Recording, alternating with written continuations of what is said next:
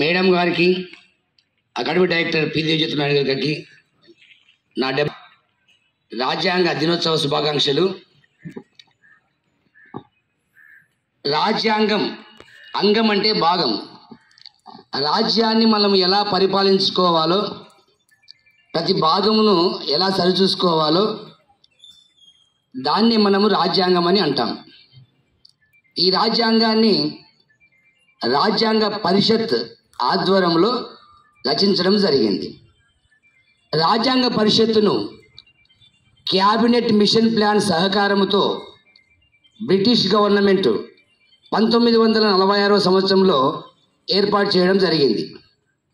చేసిన తర్వాత మన దేశాన్ని మనం ఎలా పరిపాలించుకోవాలి అన్న రీతిలో దానికి ఒక నియమాలు ఉండాలా, నిబంధనలు ఉండాలా. మేడం గారు చెప్పినట్టు మనకు ఏ వ్యవస్థకైనా కొన్ని నియమాలు, నిబంధనలు లేకపోతే ఆ వ్యవస్థ అనేటువంటిది సరైన మార్గంలో నడవదు.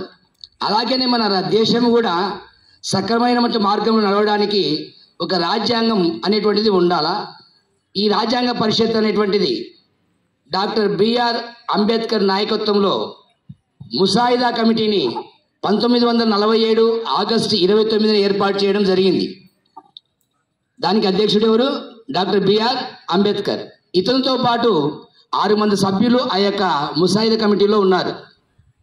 వీరందరూ 2 సంవత్సరముల 11 నెలల 18 రోజులు రచించి రాజ్యాంగ సభ ముందు, అంటే ఇండియన్ కాన్స్టిట్యూంట్ అసెంబ్లీ ముందు 1949 నవంబర్ 26వ తేదీన ఉంచారు. ఆ సిఏ కాన్స్టిట్యూంట్ అసెంబ్లీ ఈ రోజున రాజ్యాంగాన్ని ఆమోదించింది. కనుక నేడు మనం ఈ నవంబర్ 26న రాజ్యాంగ దినోత్సవంగా మనం జరుపుకోవడము ఆనవాయితీగా మారింది. ఇంతటితో ఈ చిన్న ఉపన్యాసం ముగిస్తున్నాను.